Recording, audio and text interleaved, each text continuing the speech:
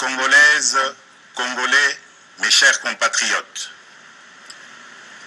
en ce jour du 23 octobre 2020, je m'adresse à vous, souverains primaires, dans un contexte exceptionnel en rapport avec la situation politique que connaît notre pays.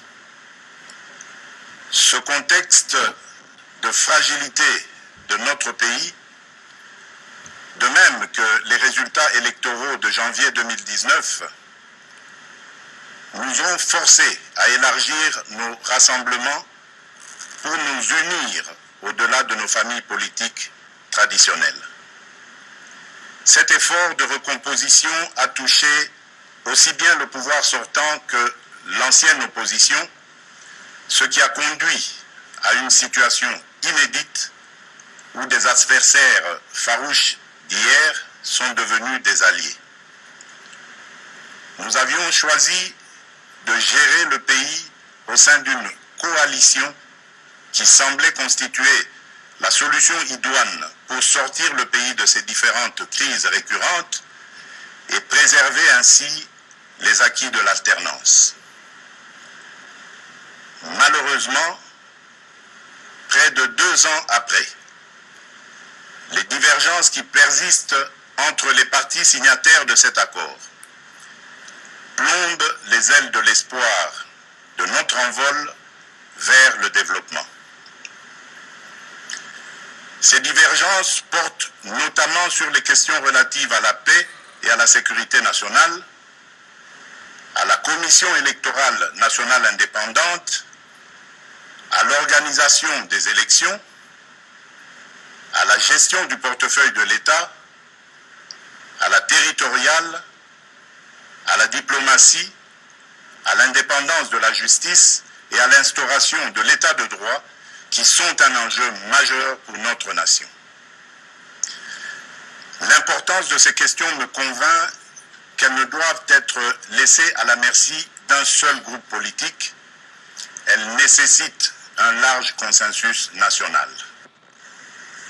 Mes chers compatriotes, la tâche que vous m'avez confiée est immense. Elle comporte dans l'urgence les objectifs ci-après. Rétablir la paix là où elle est compromise et la consolider là où elle existe, construire la démocratie, organiser des élections crédibles dans les délais constitutionnels, renforcer l'état de droit, nos infrastructures, assurer la santé à nos populations, garantir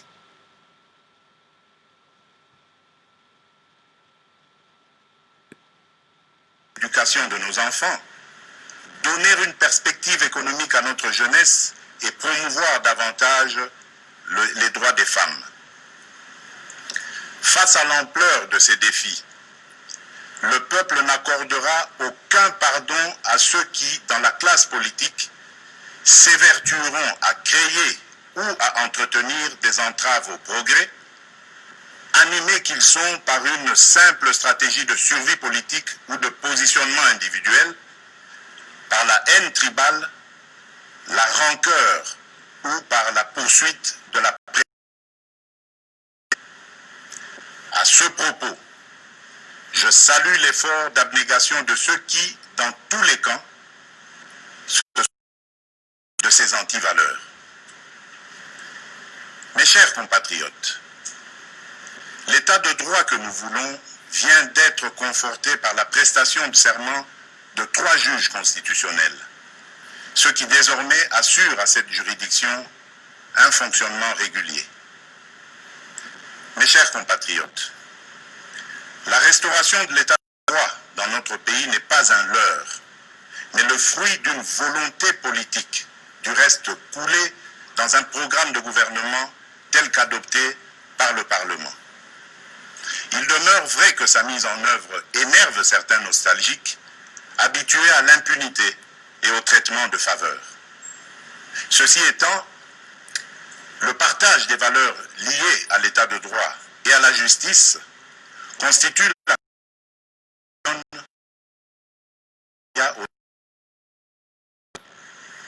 Mes chers compatriotes, chaque année, plus de 2 millions d'enfants congolais naissent et s'ajoutent au nombre déjà important de notre population. Nous sommes individuellement et collectivement responsables de leur destin. Nous ne pouvons laisser leur avenir à la merci de pesanteurs ou écueils inhérents aux pratiques politiciennes qui retardent ou affaiblissent la réalisation du programme pour lequel vous m'avez élu. En tant que chef de l'État, représentant de la nation et symbole de l'unité nationale, j'assure par mon arbitrage, en vertu de l'article 69 de la Constitution, le fonctionnement régulier des pouvoirs publics et des institutions, ainsi que la continuité de l'État. Je réitère l'engagement de mon serment de ne jamais faillir à cette mission sacrée et de ne jamais trahir le Congo. Je ne laisserai aucun engagement politique de quelque nature que ce soit primer sur mes prérogatives constitutionnelles et sur l'intérêt supérieur du peuple congolais. Je ne transigerai avec les intérêts supérieurs de la nation. Je ne céderai jamais la moindre portion de notre souveraineté nationale. Je ne ménagerai aucun effort pour préserver la paix et l'unité nationale.